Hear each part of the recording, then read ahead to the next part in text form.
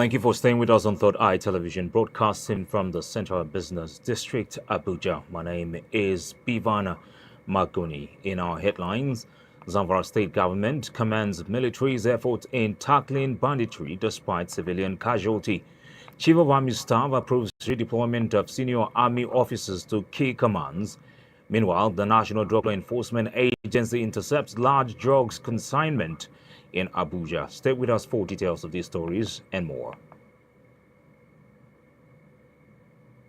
For deeper analysis on security situation in Nigeria and beyond, watch Third Eye Africa TV. For deeper And to the news in detail, the Zamfara State Government has loaded the Nigeria Air Force for its decisive airstrikes targeting bandits in Zurmi and Maradun local government areas, even as it mourns the loss of civilian casualties caught in the crossfire. Governor Dauda Lawal, in a statement issued by his spokesperson, Suleiman Bala Idris, on Sunday expressed deep condolences to the families of those killed during the Zamfara airstrike. The airstrikes, part of Operation Fansayama, were held for significantly weakening the operational capacity of bandit groups terrorizing the region. The statement said the intervention by the military had demonstrated its commitment to protecting civilians and safeguarding lives and property in the state. Meanwhile, the Nigeria Chief of Army Staff, Lieutenant General Olufemi Oluyede, approved the redeployment of senior army officers to key commands and instructional positions. The reshuffle, announced in a statement at the weekend by the Director of Army Public Relations, Major General Yema Wachiku, includes significant changes at the highest levels, affecting principal staff officers at Army headquarters, general officers commanding corps commands, and commandants of training institutions. According to the statement, the move underscores the Army's commitment to maintaining a dynamic leadership structure capable of addressing contemporary security challenges. Some of the senior officers affected by the redeployment include Major General G.M. Mudkud, who has been posted from Nigeria Army Heritage and Future Center to headquarters, Multinational Joint Task Force, Jamena, Chad, as the first commander, while Major General G.O. Additional is redeployed from headquarters, Nigeria Army Signals to Nigeria Army Heritage and Future Center, and appointed Director General. Troops of the Nigeria Army's 6th Division have destroyed 32 illegal refineries, arrested 15 suspected oil thieves, and recovered over 60,000 liters of stolen petroleum products in the Niger Delta region. The operations, conducted in collaboration with other security agencies, took place between January 6 and 12, 2025, across various states in the region. This was disclosed in a statement issued on Sunday night by the Acting Deputy Director, Army Public Relations, 6th Division, Lieutenant Colonel Jonah Danjuma. According to the statement, troops carried out raids in the Gema local government area, where 7 illegal refining sites were discovered around the Bile General area. In another operation along the Imo River stretch, 10 illegal refining sites were deactivated. The National Drug Law Enforcement Agency, NDLEA, says it intercepted a large quantity of drugs while they were being distributed into 6 vehicles on Saturday in Abuja.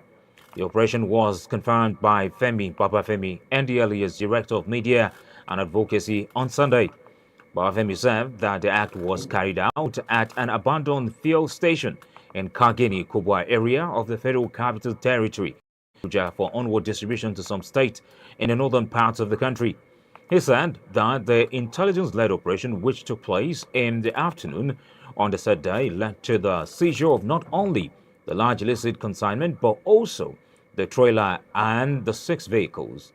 According to him, a suspect, 42-year-old Isaac Monday Desmond, has been arrested in connection with the illicit drugs. The Akwa Ibom State Commissioner of Police, Baba Mohammed Azare, has identified some of the security challenges facing the state as kidnapping, armed robbery, and suicidal cases. The police made this known during a visit to the state governor, Umar Eno, at the government house in the state capital, Uyo. To contain the challenges, the police commissioner said his team, in collaboration with the Directorate of State Services, DSS, is profiling the sponsors of such criminal acts in the state. And in a bid to enhance community policing, he said directive has been given for principal officers of the command to make their phone numbers available to the public for easy access. Welcoming the state police boss to the state, Governor Eno expressed satisfaction with the choice of the new police commissioner, citing his previous experience as Deputy Commissioner Operations in the state. Thank you for staying with us, and that's the news. We'll be back shortly for our newspaper headline and reviews.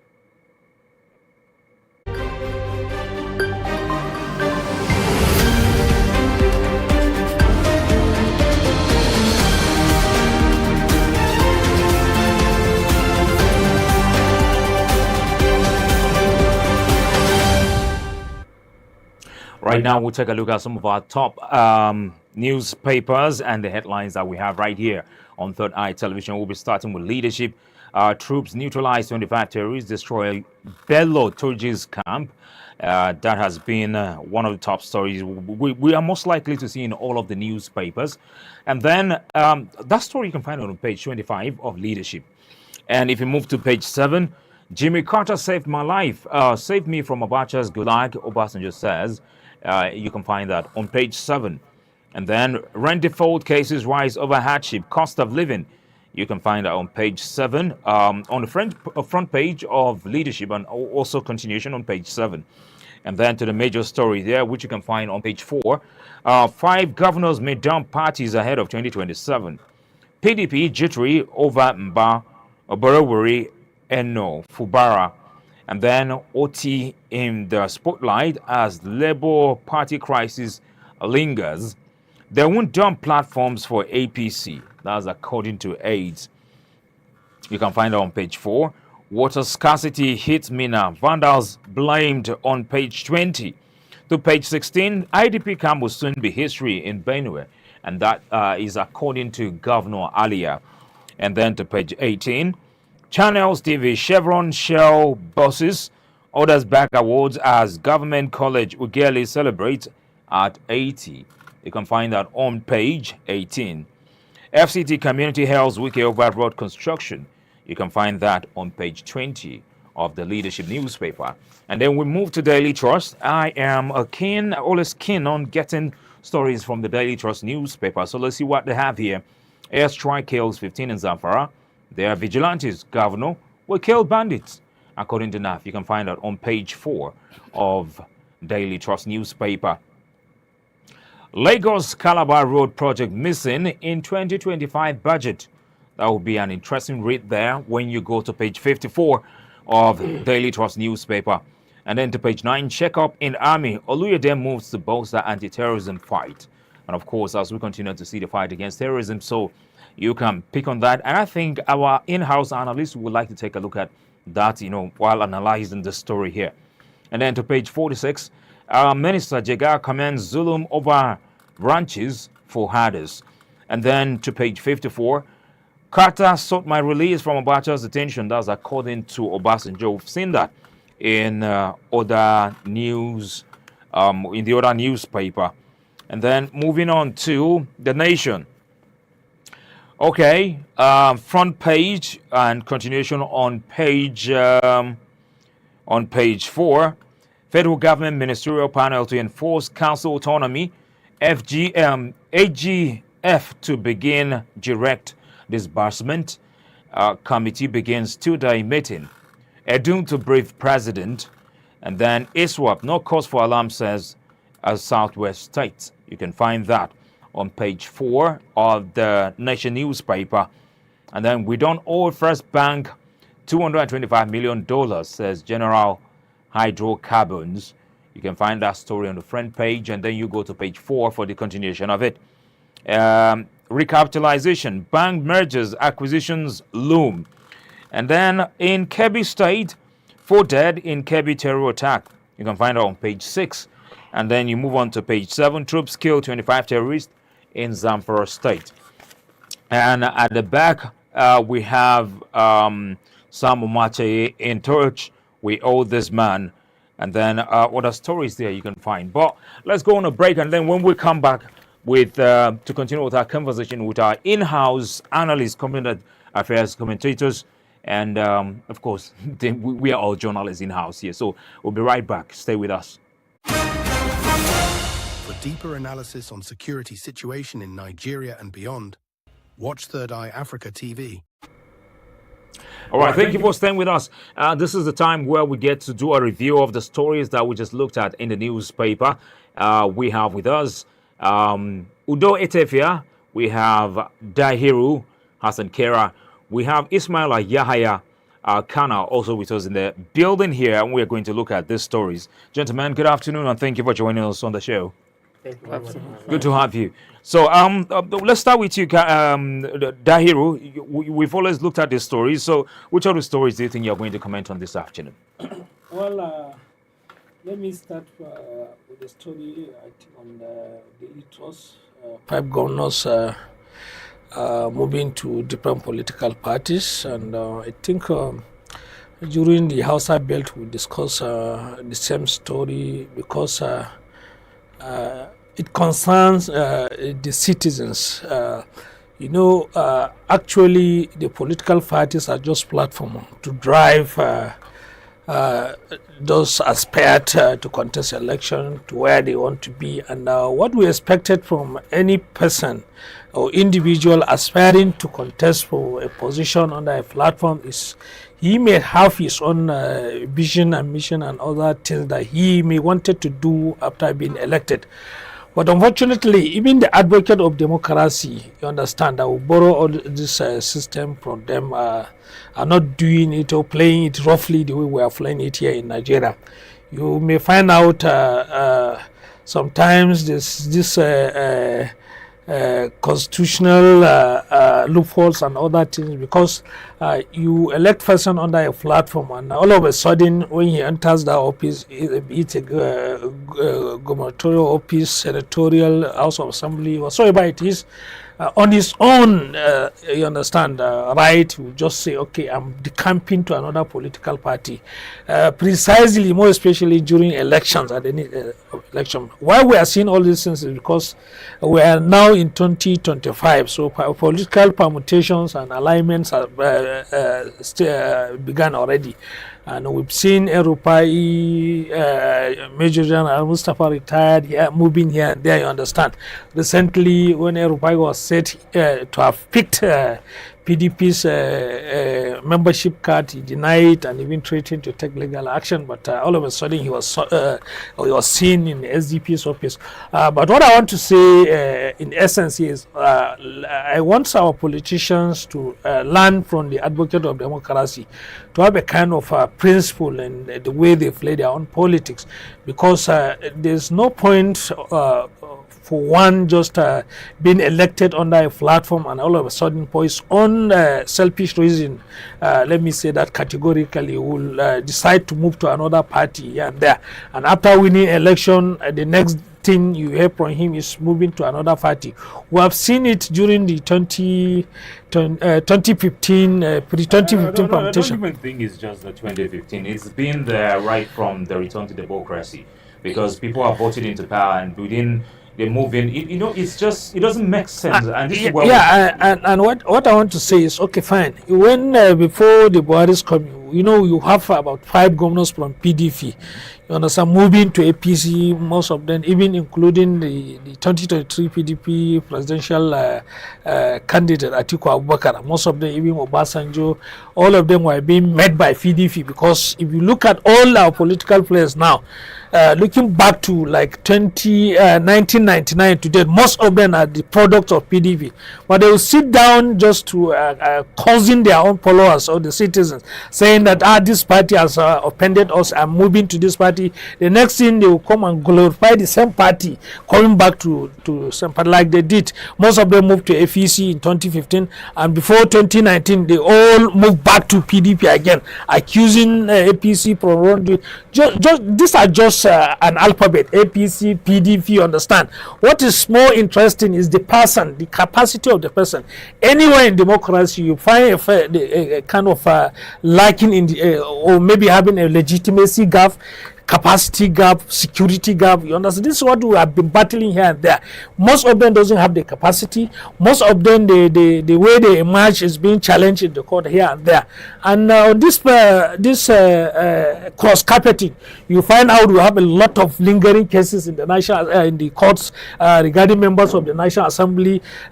Some said based on the constitution and other things that if you move from party A to party B, where you're being elected to another party, that vote is votes for that political party, you understand, which you are abandoning. So definitely they call for another election. Some say it is not that way, you understand, but we should learn from other politicians. I started example with former Jigawa State Governor Sule Lamido, who stayed in the PDP since inception.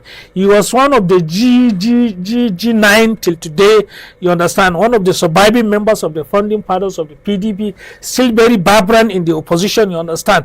But people like his mate in the you understand, the PDP were moving here and there. Most of them you find out between 1999 today, they move like back and forth to different parties, you understand. What are they looking for? If you have the capacity, you don't need to be running from this party to another party. And this is a call for the citizens, the electorates. Elect person based on his own capability. You understand? These people play a kind of politics to causing the followers, the voters, by saying, okay, when we have APC coming in 2015, they said 16 years of PDP was so, you understand, accusing PDP, but most of them were coming from the same party they have been accusing. Most of them held a position under the same party they have been accusing. So instead of accusing the party, they could have accused themselves of being, you understand, exactly.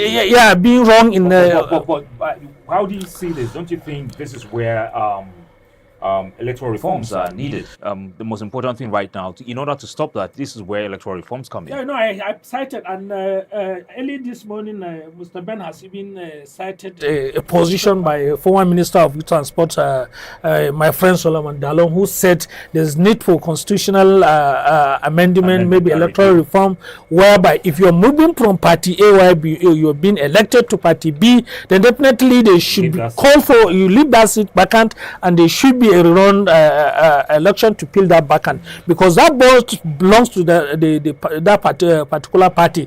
Because even the argument is that, okay, fine, if you're contesting, it's the party logo that is being put on the ballot and all that, is not the individual. So the implications is people are voting for the party, not an individual. That's the fundamentalities on the electoral law and other things that need to be looked into. You know, there's a lot of things that we should do, because sometimes you find out even like I said earlier, even in the court, some people are arguing that if you moved from this party to this party, there's nothing wrong by doing that. Some people are saying that if you move from this party to this party, definitely you must vacate that seat for another person to occupy that particular seat you're living.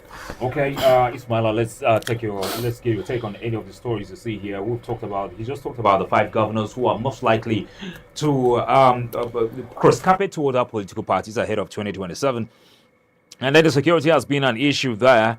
I mean, we have quite a number of interesting stories here. Which of them are you commenting on? Yes, I'm worried about the airstrike in Zamfara. I think this thing is becoming a recurring decimal, and we must look for a way around it. I think it was last year or two, there was this shelling of herdsmen in Nasarawa who went to negotiate the release of their cattle from Benue State. Well, that story was not really verified, was it? Oh, it was verified. There was a report to it. I read that report that was released by Amnesty International, and it was more or less verified by Edward Japquet.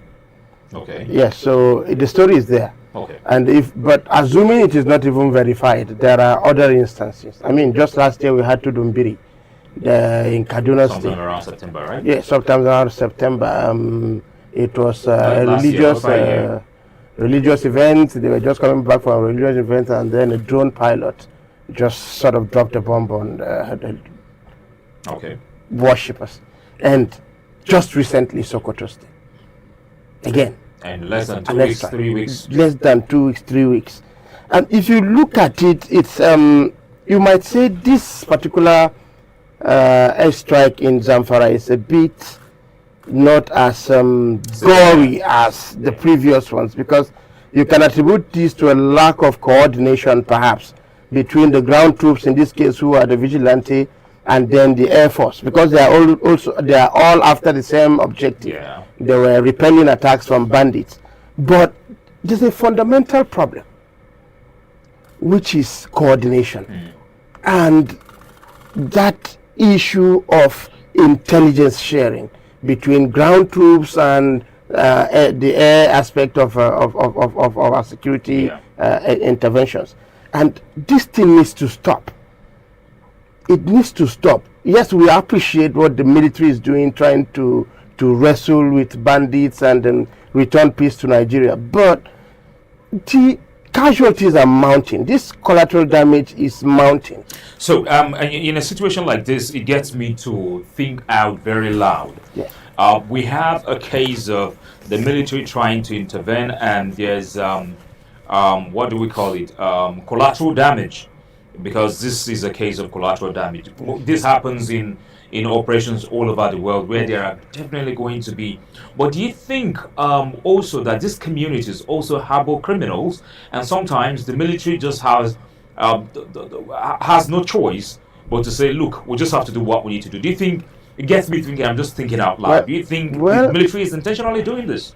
You just a way to wipe out these people who are causing unrest? I think you create a bigger problem if we even begin to think like that. I mean, the military is first of all not supposed to just extrajudicially even kill criminals. Talk more of people harboring them. So if we even think in that direction, we're even making the whole situation worse. First of all, okay, let's assume we are thinking like this. What if the locals are harboring the criminals under duress? Which, of course, is always because It has always been the situation. Human shields have always Yes. been an issue. I am from Borno. I've been very close to the stories of the insurgency there, and I can tell you, these things happen. The locals themselves are prisoners of these bandits. And so if as prisoners of bandits, the only succor you can bring for them is to drop bombs on them, I mean, it makes the whole situation. But if the military does not act, it takes the blame bit that it does nothing. I mean, can anybody help us out? No, this is where I spoke about intelligence. It's very, very key. Like, sorry, let me come in here. You know, the whole thing boils down on the number of casualties, which is mounting. You understand? Like, The level of occurrence of yes, on this. Frequency. You know. We said we have to do Biri. We have Nasarawa case. We have recent the Sokoto, and only yesterday or the day before yesterday Zamfara. Like he was saying, you know, there's need for a kind of proper coordination between the troops on the ground. You understand, who are working closely with the vigilante and other people, and the people operating from the air aspect of the operation.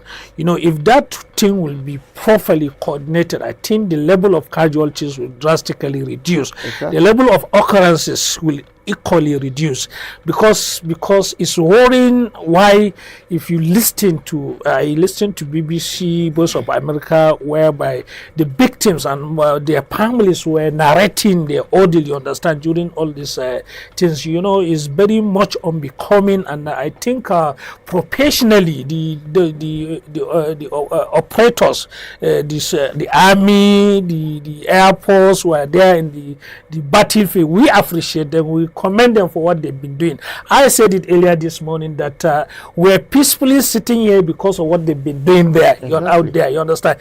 Without them, we cannot peacefully relate here, or even have a comfort of discussing problems on this table. But there's need for at least to professionally reduce the level of all these casual maybe casualties on the part of the villagers and the civilians over there. Okay, I believe Udo here would like to say something about this, and of course look at any of the stories from the national dailies we just reeled out. Yes, like Yas said, it's about intelligence sharing. Because the Air Force would not just go to a place to drop bomb, especially on Nigeria's soil. You have to have intelligence that this is where I'm going to. And the people, you have the targets, not just dropping bomb for dropping sake. So they have to have the right information. And the ground troops, or those that are giving them, because they don't just move on their own. People are giving them information that maybe the bandits are somewhere here. And as they are moving, there ought to be that coordination. There ought to be that sharing that we are moving and this is what we are doing, and getting signals from those on the ground. So by so doing, you find out that these casualties will be minimized. We wouldn't have recurrence and frequency of mistaking civilians for bandits. And there are some other stories there. I think one of the papers reported that the federal government is setting up a committee to see how funds should be channeled directly to local governments. And I wonder if federal government at this time need to set up a committee to deliberate, to discuss, to look into ways. You have already, the local government is the creation of the constitution. They are the third tiers of government. They're supposed to have a way of getting their funds directly. But let's even look at it. I think if you watched, if you participated or you viewed or you witnessed what happened in the last local government elections across state, let's say Bauchi, Port Harcourt, River State, our dear Kaduna State as a whole, because I am from there. I saw what happened there. For example, somewhere in Zango Katav local government area, not a single, I repeat, not a single vote was cast. And the APC went on to claim the whole 220 something, 25 councillorship positions, 23 local governments, and not any other party. But votes were not casted. I think if we're talking about channeling funds to anywhere, we should start with that. Let the election be credible, first of all, in the state. That is why I want to ask. Was there or were there any local government elections? There were no elections in the first place. We discussed certain things related to this local government autonomy and all that things. I said it here, and until if maybe the way we elected or appoint our local government chairman has changed. That is where you have a kind of autonomy, because there's no way a governor will sit down, pencil down the names of people he wants to, you understand, appoint, or he wants them to be elected on different local governments. And at the end of the day, we have noticed all these things happening, that in so many cases, so many states, like you mentioned, that mostly opposition doesn't even partake in those exercises, because whether they participate or not. You understand? My problem is it the whole? Is it just the southern part of Kaduna, or it also happening? No, that's all over. It's the whole country. That's my Country. problem. See, my problem is the audacity of it all. The audacity of that heist. I think I like the word heist. It's daylight robbery on the people. It's the audacity of it all. And everybody is doing it. So it's become a ground norm The system every failure. donor. Yes, It's a system so failure. It's a systematic it's a problem. dysfunction.